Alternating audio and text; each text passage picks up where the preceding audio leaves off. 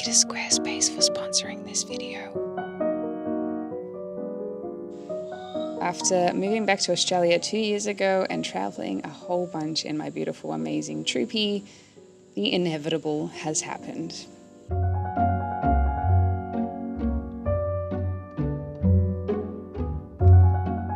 Obviously, it's inevitable that people want to have a home base of some sort, and that feeling came on for me quite strongly when I was traveling around in the troopy. To give a very quick backstory, I was in Iceland, had a few bases there, moved very suddenly back, and I jumped straight into building a troopy going around Australia, thinking that that's what I wanted and needed, and also for creating content because that's my job. Doing that, loving it. But it was just creeping on slowly, and then it just hit and I was like, I can't function anymore, not knowing that I have a place in the world where I can just plant my feet and say, I'm safe, I'm never gonna lose this place, this is home, mine.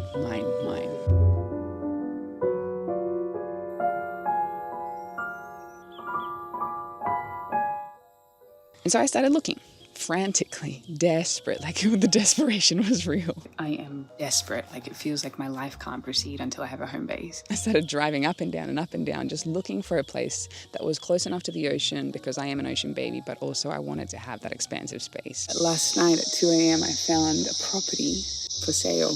I'm gonna put her an offer in straight away. Just drove a little further. Man, if the property was just a little bit further, that would be the dream. And I was like, why is there a for sale sign? Fuck, it's in the flight path. I am on my way to inspect 2 properties, causing me to think in many different ways, like confronting a lot of things. One, how expensive Australia is, and have to reshuffle how I could possibly afford some of these spots, which I'm still proud of myself. It's not like, nope, it's just how much I want this. Like how much it feels like this is the thing that's stopping everything else, the flow of everything else. Realizing how often people want a home and then they can't find a home as well, and the anxiety it causes. Like I've never really understood that feeling that much because I didn't need a home. I didn't need a place to call home. I was like, I can crash at an Airbnb, it feels the same, but now it's like, no, I need to feel that feeling. I guess I'm trying to have that feeling again now that I've felt it for the first time ever, because I didn't grow up in a stable household. We moved houses all the time. So yeah, this is a new feeling. I just made an offer. So I've seen this house for a while. This is so right. This feels so right. And now I just have to figure out how to make up the huge chunk of money that I don't have. It feels so good. This feels so good.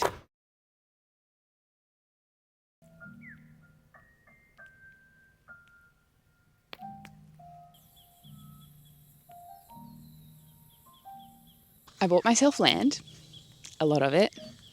110 acres of pure pristine Australian bushland that has been regenerated, that has been backburned. There are no foreign invasive species, or minimal, and this is the place that I will now get to steward for this beautiful chapter of mine home. The world is kind of crazy out there. It's nice to have a little bit of slice of paradise where I can just hide from the world, and hide from the world I really do. To cut the story short, but to give you the important details, I was sitting and my friend overheard this is what I was looking for, and he said, oh, actually, there is a private sale happening around the corner. Got in the car, booked it to this place, arrived, fell in love just by looking at it. I was like, this is it. Called the sign, owners picked up, we'll meet you in 3 hours at the property. Gave the tour, sat down, negotiated, came up with an offer, handshake deal. Keys were handed straight away. Enjoy.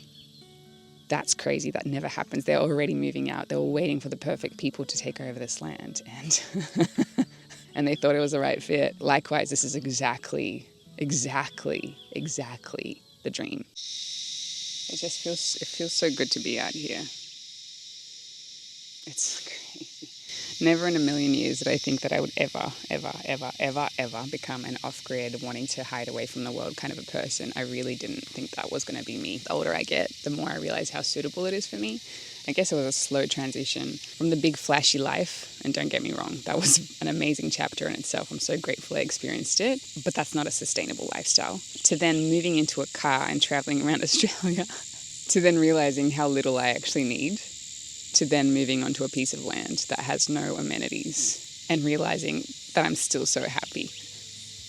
I am struggling to think about where I will travel from now on because I just feel so like grounded and I don't want to go anywhere, and I'm a little concerned with this feeling, but also opening up and welcoming it because it has been 10 years since I've been pretty stationary. This is just so fun. I can't wait to grow food. I bought this little organic basil at the markets yesterday and I want him to survive.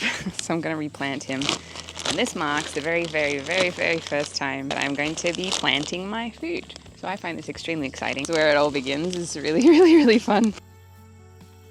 It's just so much basil. So much basil. So I'll see if I can make it grow separately in two batches. I've started watching composting videos and gardening videos. This feels like a complete life hack. Instead of going to the store, I can just pick them from the garden, organic, ready to go onto my plate within minutes. This feels and sounds like the sexiest thing that I could possibly focus on right now. So this is my morning routine. Put on my big shoes for snakes, take my stick for the spiders, march out in hand, and then go for a little wander on my land. And what's amazing about it is the previous owners did such a great job looking after the land, and they really, really wanted to keep it as pristine as possible, out with the weeds. So they used to backburn a lot as well. So I'm going to learn how to backburn, which is very exciting. But yeah, this is my whole garden that I have to weed. I'm going to do that this afternoon and I'll take you guys along for that. And as of other plans for living, there are a couple of structures on here that just trying to debate whether they are best to be destroyed and rebuilt from scratch, to have a little house on there, or to just renovate what is. Unfortunately, Australian rules are probably the dumbest rules in the whole entire world. Even though it's my land, I can't really do much without approval, and everything is so standardized and super expensive to build in Australia. It's just so dumb. Let's go back and I'll show you some of these structures. Welcome to my very humble abode. Editing Sorelle here. I sound very ungrateful. It is humble beginnings, but the structure is pretty freaking rad. I just wanted to add that here because I sounded extremely ungrateful for what already exists here. It's not much, but it definitely is something. So yeah, there's some renovations beginning and I'm still questioning whether this is the right way forward because I just figured out how much it's going to cost just to renovate this space, and it's so expensive. So I just wonder if it's better to actually just do it properly and rebuild from the very ground up, build the dream house. Doesn't have much in it, but this is my life right now and I kind of still love it. This is the wildest part. I still freaking love it. So I know that this is totally on track because it's so weird, it's so uncomfortable, there's no toilet. So yeah, there's not really anything on the land. And I'm so excited to look back on this chapter one day and be like, hey, remember when there was nothing on the land? We really were camping on the land, not even a toilet. Morning routine is going into town to go to the toilet. Like, it's great. It's great. It's amazing. There's no rush. Except for the weather. The weather is out of control. It's really, really hot and then really, really cold in winter. Trying to insulate really quickly. That is the time pressure, but otherwise it's just so beautiful to be in this in-between phase, but starting to feel a lot more grounded as well. I needed this, and I'm just so grateful that this opportunity came up and that this is now my chapter. If you want to charge anything, if you want Wi-Fi, Starlink, if you want to blend any food, this is the only way to do it. Generator.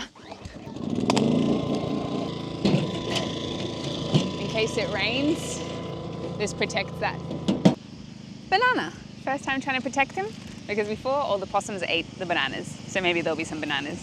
One of the funnest parts for me is getting to know the area and the community that live around here. And of course, learning about the land.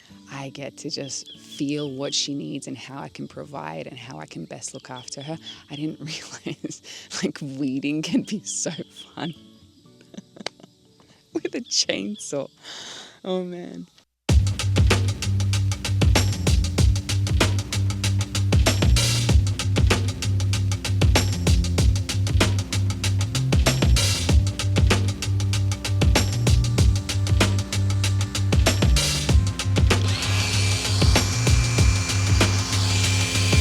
Now I'm just messing with you guys. Let's actually go to the job site that this tiny little thing is made for.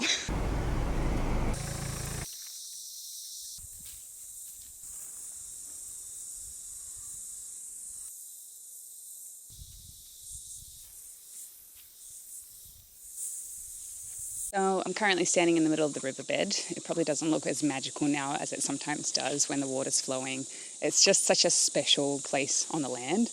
And the other day I was walking along here and I realized that there's a lot of vines creeping on these magical paperbark trees that have stood here for a very long time. And they are parasites. So they put extra weight onto the trees by taking their sunlight away by creeping to the top a lot faster than the trees themselves can grow, and also adding so much extra weight to the tree that the tree can't sustain it and it ends up collapsing. So I wasn't very happy about that. I rushed off and I bought this teeny tiny little chainsaw to specifically kill these pricks. So let's go get rid of some vines together. Here there are at least some of the vines that I cut down 3 days ago, and you can see they're starting to die. So I'm excited to see the result of all of this. I know for a fact it's going to look a bit dry and gross for a while. Hopefully they drop off and they just let the trees underneath come back to life and breathe deeply again. As a young girl, it feels we're mine. We played hide and seek for hours, raced our shadows among the pines. So offshore, playful and free, without a care in the world. I was one rich little girl. This is where I get a little bit worried because, as you can see, this entire tree, it already looks dead. And I'm pretty sure if I cut down that vine, that's the only thing supporting the tree. So I don't know how many trees are going to go down because of my idea to save the trees. So I'm hoping I'm doing good instead of making things worse.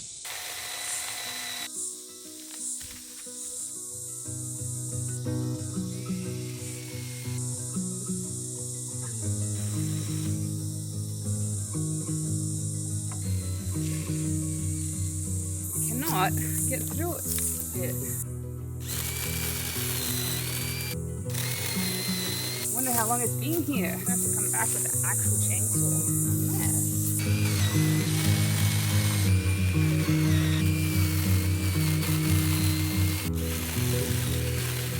Yes! Yes!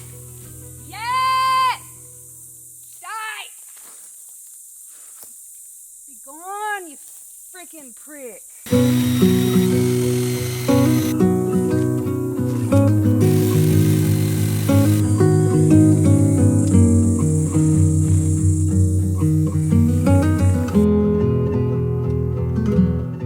I just did a couple of hours of that. That was so satisfying. I cannot wait to see how all of this transforms, and hopefully for the better. I'm not sure if I'm doing the right thing, but I think it feels like it's the right thing to give the trees space to breathe. That's crazy that this is my version of weeding. I never really saw myself as a little, oh, look, pretty flowers and stuff, let me just weed that garden. I probably will do that as well, but this is next level weeding and I'm so down for it. Overwhelming because there's a lot of land, but I get to weed using a chainsaw. It is time to go for a swim. Oh my God.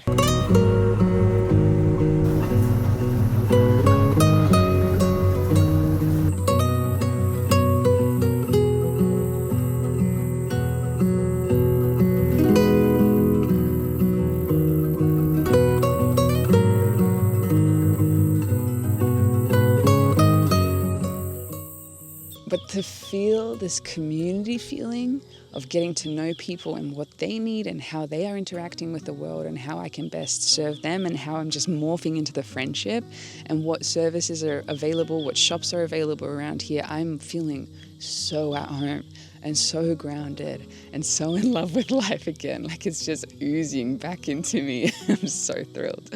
This is a campsite here. It's one of 3 on the land at the moment. I might add a few more so that when friends want to come and stay, they can pull up and make themselves at home. And as for other plans, I'd love to maybe get a couple of tiny houses. It'd be fun. I don't know. There's plans, there's thoughts, there's a lot of thoughts. Would you care to join me at the beach? Oh yeah, this property is only a 12-minute drive to the beach. It is bush to beach. It is absolutely a dream come true. So some of you might be asking, did this break the bank? And surprisingly, it actually didn't. Being a private sale, as well as buying outside of the more popular areas, turns out it was a little bit more manageable. So I'm so grateful for that. And to be honest, I'm not even sure if I'd ever return to more popular areas. I think I might be becoming a bit of a hermit, and I really love having all these beautiful, vast, empty spaces to myself. I think it's pretty much impossible to deny that Australia has got the most beautiful beaches in the world. I've travelled far, I have travelled wide, and yet I am not convinced that any other place has beaches like this. There's not a single person. Well, okay, I lied. 5, 6 people on an enormous stretch of beach. Oh, I'm 7. Number 7. Turquoise water, pristinely clean, isolated, but close enough to town as well. Pure white sand, gorgeous green rolling sand dunes, no building in sight. And that's my favorite part. As unexpected as my life path has turned out, I am so grateful that in the end nature won, and I just want to be surrounded by things that are not infiltrated by humans.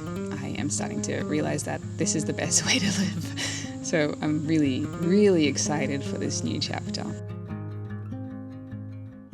And who knows what the future holds. I still have plans to go with NEILA early next year around Australia. Obviously, you can keep traveling Australia inevitably, so it's not over. This is just a way for me to ground into the country that I'm definitely choosing as my home base for a very long time, because I love this country, no matter what the ups and downs are of what's going on in the world. And with Australia, there's just something.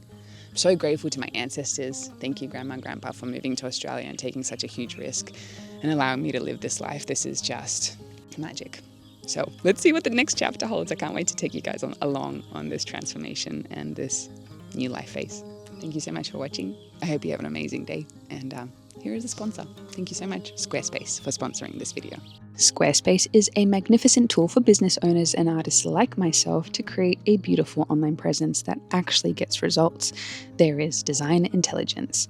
Introducing Design Intelligence from Squarespace, combining 2 decades of industry-leading design expertise with cutting-edge AI technology to unlock your strongest creative potential. Design Intelligence empowers anyone to build a beautiful, more personalized website tailored to their unique needs and craft a bespoke digital identity to use across one's entire online presence. Squarespace Payments. Squarespace Payments is the easiest way to manage your payments in one place. With Squarespace, onboarding is fast and simple. Get started with just a few clicks and start receiving payments right away. Plus, give your customers more ways to pay with popular methods like these ones. There's a lot. Sell content. Squarespace makes it easier to sell access to content on your website, like online courses, blogs, videos, and memberships, and recurring revenue by gating your content behind the paywall. Simply set the price and choose whether to charge a one-time fee or a subscription for access. And these are just some of the amazing features of Squarespace. There's plenty more. If you'd like to find out more for yourself, go to squarespace.com, and when you're ready to launch, go to squarespace.com/Sorelle to get 10% off your first website or domain. Thank you so much for watching, and I will see you next time. This is super cool. I was just walking and then I looked down and I was like, wait a minute, I didn't see these marks before. And I might be wrong, okay? I might be wrong. I don't know. Maybe it's a stick that I was dragging behind me. I don't know how to read the ground yet, but this is exciting. And I guess you can see what happens when you live off grid for a while, and on land, you're just like, oh, I noticed a small change. You start tracking things, and I was like, oh my God, the simple joys. Anyway, so there is this mark in the middle. And then I was like, oh my God, is that a snake? And then I looked closer. I was like, I don't think that's a snake because I can see little footprints on the either side. I think it's a small wallaby. For those that don't know, it's like a small kangaroo. Similar, but not quite the same thing. Anyway, this is so cool.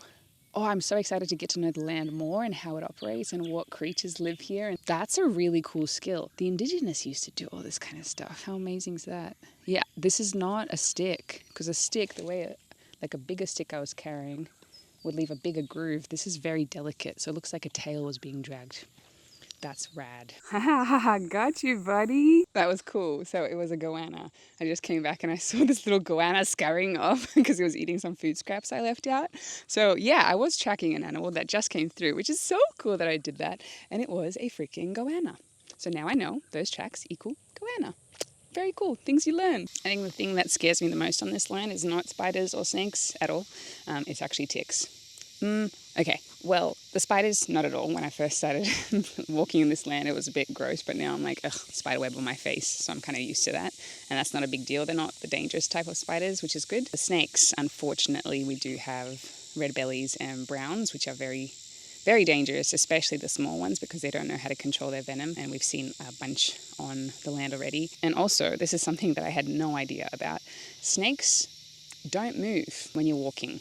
You know how everybody stomps and you think that they're going to go away? Babies, especially, that I've witnessed, they don't move. So if you're walking around, if you step on it, of course, you know what happens. So the entire time when you're walking around on the land, you have to be looking down for snakes, straight in front of you for spiders.